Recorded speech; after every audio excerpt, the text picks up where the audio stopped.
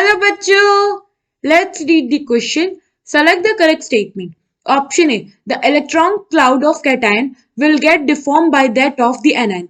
But as the electron in the cation are much more tightly bonded due to excess positive charge on the cation, so distortion is negligible. Option B. With the increase of polarization, the degree of covalency increases. Option C. With the increase of ionic potential, the polarizing power of cation increases. And option D. With the decrease of ionic potential, the polarizing power of cation increases. So question में हमें statement given है, हमें बताना है कि इनमें कौन सा करेक्ट है. तो हम एक एक करके हमारे सारे स्टेटमेंट्स को रीड आउट करते हैं और समझते हैं. पहला स्टेटमेंट ये कह रहा है कि जो हमारा एनायन होता है इसके पास टेंडेंसी होती है कि ये कैटायन के इलेक्ट्रॉन क्लाउड को डिफॉर्म कर सके, यानी कि डिस्टर्ब कर सके. बट अगर कैटायन पे आप वो एक्सेस पॉजिटिव चार्ज कर दो, मतलब कैटायन पे ज्यादा प्लस चार्ज इंक्रीज कर दो, उससे क्या होता है कि जो इलेक्ट्रॉन होते हैं वो टाइटली बॉन्ड हो जाते हैं, जिस वजह से डिस्टॉर्शन बहुत कम हो जाता है या कह लो नेग्लिजिबल हो जाता है. सो ये हमारा स्टेटमेंट सही है. अब होता क्या है कि जो एनायन होता है, anion have tendency to distort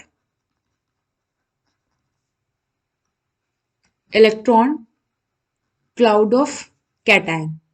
ये होता ही होता है.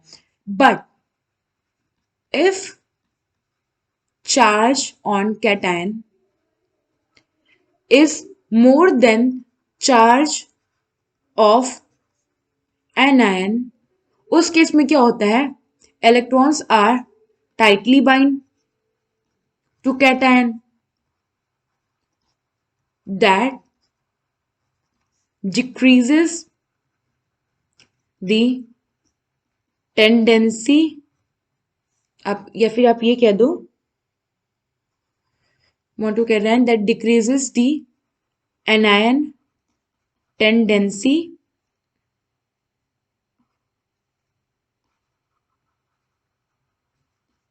to deform its electron cloud. ना स्टेटमेंट बी क्या कह रहा है कि अगर पोलराइजेशन इंक्रीज होता है तो डिग्री ऑफ कोवेलेंसी भी इंक्रीज होता है. तो ये स्टेटमेंट भी सही है. अब हम इसका रीजन देखते हैं. सो होता ये है कि as per फिजान्स law, as per फिजान्स rule,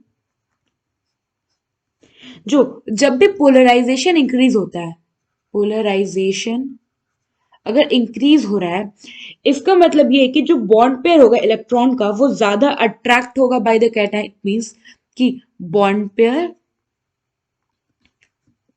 of electron are more attracted by cation. So होता ये है कि अगर वो ज्यादा अट्रैक्टेड है कैटायन से, तो इट सिंप्लीफाइज कि जो कोवेलेंट कैरेक्टर है ये भी ज्यादा होगा. सो यहां से हमें ये कंफर्म हो गया कि स्टेटमेंट बी भी करेक्ट है. अब हम देखते हैं हमारा स्टेटमेंट सी क्या कहता है. स्टेटमेंट सी कह रहा है कि जब इंक्रीज होता है आयनिक पोटेंशियल तो जो पोलराइजिंग पावर होती है कैटायन की वो भी इंक्रीज हो जाती है. सी एनायन पोलराइज करता है और कैटायन पोलराइज होता है. तो होता क्या है कि जब भी हम आयोनिक पोटेंशियल इंक्रीज करते हैं, ये सिग्निफाई करता है कि जो साइज, जो हमारा चार्ज बाय साइज रेशियो है, चार्ज बाय साइज रेशियो, ये भी इंक्रीज हो रहा है. और जब ये इंक्रीज हो रहा है इसका मतलब कि जो पोलराइजिंग पावर है, let me write this properly, polarizing power of cation, ये भी इंक्रीज हो रहा है. सो यहां से हमें कंफर्म हो गया कि ऑप्शन सी करेक्ट है.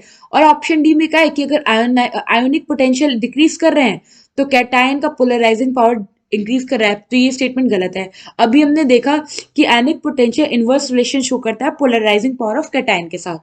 सो क्वेश्चन में पूछा था कि इनमें से कौन सा करेक्ट स्टेटमेंट है, तो ऑप्शन ए, बी और सी तीनों ऑप्शन हमारे करेक्ट है, तो मैं लिख दूं ऑप्शन